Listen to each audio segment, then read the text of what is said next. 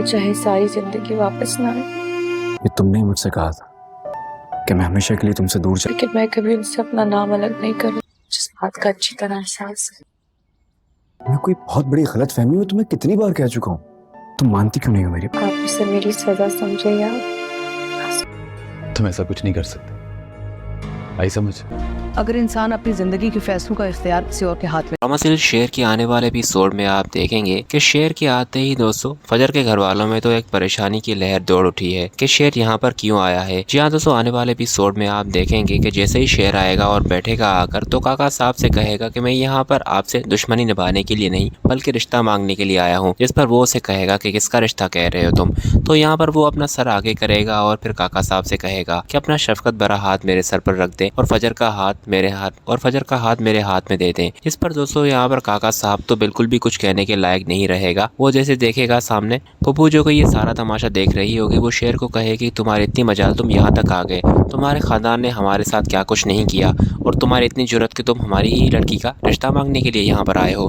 तो वो उसे कहेगा कि देखे मैं दुश्मनी निभाना नहीं चाहता और ना ही मैं दुश्मनी निभाने वालों में से हूँ। मैं आपसे वादा करता हूँ कि फजर को मैं बहुत खुश रखूंगा। काका साहब कहेगा कि जिस तरह से तुम्हारे बड़ों ने हमारे साथ दुश्मनी निभाई है, हम भी उनका बदला लेकर फिर ही छोड़ेंगे। तो फजर की जो पप्पू होगी वो जाएगी और अंदर जाकर शुजात को कहेगी कि तुम्हारी बेटी ने एक बार फिर गुल खिला दिए। तुमने क्या सोचा था कि तुम्हारी बेटी ने शेर को अगवा करवा कर तुम्हारा बदला ले लिया है उनसे, जबकि ऐसा कुछ भी नहीं हुआ। तुम्हारी बेटी ने एक दफ़ा फिर तुम्हें धोखा दिया है। वो यहाँ पर माफ़ी मांगने के लिए नहीं बल्कि फजर का रिश्ता मांगने के लिए आया है और ये सब कुछ फजर ही की वजह से हुआ है, क्योंकि उस लड़के की इतनी जरूरत कभी नहीं हो सकती कि वो यहाँ आकर फजर का हाथ मांगे। तो यहाँ पर शुजात को तो बहुत ही गुस्सा आएगा। वो सामने जब देखेगा कि शेर बैठा हुआ है तो उसे कुछ कहे बगैर जाएगा और फजर के पास और उसे घर से बाहर निकालने के लिए सीढ़ियों से उतारेगा। वो तो बाबा बाबा चिल्लाती ही रह जाएगी, पर वो उसे कहेगा कि बाबा मर गया तुम्हारा, आइंदा यहाँ दोबारा ना आना। और फिर शेर भी देख रहा होगा, वो भी उसे रोक रहा होगा काफ़ी, पर जो शुजात होगा वो तो किसी की भी सुनने के लिए नहीं हो, पर शुजात तो किसी की भी नहीं सुनेगा और फिर फजर को धक्के देकर घर से निकाल देगा। जिस पर शेर जो होगा वो और उसकी माँ तमीना फजर को संभालेंगे। शुजात उन्हें कहेगा कि ले जाएं इसे यहाँ से, मैंने अपनी बेटी को आज अपने हाथों से मार दिया है, अब ये मेरे लिए बिल्कुल मर चुकी है। और फिर दरवाज़ा बंद कर देगा। यहाँ पर बाकी तमाशा तो पप्पू करेगी कि तुमने तो बेटी उनके हवाले कर दी, तुम्हें तो उन्हें जिंदा भी नहीं छोड़ना चाहिए था। शुजात से कहेगा कि आज के बाद फजर से किसी का भी कोई ताल्लुक नहीं होगा। मैंने अपनी बेटी को इस तरह मारा है कि अब उसकी कोई कब्र भी नहीं जा सकता।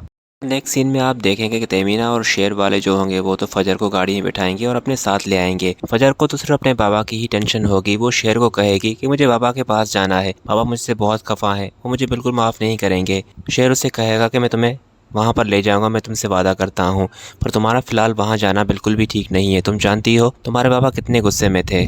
और फिर तमीना बेगम जो होगी वो भी फजर को दिलासा दिलाएगी और उसे कहेगी कि तुम हमारी बेटी हो, तुमने जो हमारे लिए किया है हम तुम्हें इस हालत में वहाँ नहीं छोड़ सकते। उन लोगों को तो सिर्फ अपनी दुश्मनी ही प्यारी है, वो लोग दुश्मनी के आगे कुछ सोच भी नहीं सकते। और फिर दोस्तों अगला जो सीन होगा बहुत ही रोमांटिक होगा, जहाँ पर फजर बैठी होगी और अपने बाबा के ही बारे में सोच रही होगी। तो शेर आएगा और आकर उसे कहेगा कि मैं जानता हूँ कि तुम्हारी ये हालत करने वाला मैं ही हूँ, ना मैं वहाँ आता ना ही ये सब कुछ होता। फजर उसे कहेगी कि कभी ना कभी तो ये हकीकत बाबा को मालूम लगनी ही थी, पर बाबा मुझे इस तरह से घर से निकाल देंगे ये मैंने कभी नहीं सोचा था कि किसी की जान बचाना इतना बड़ा जुर्म है।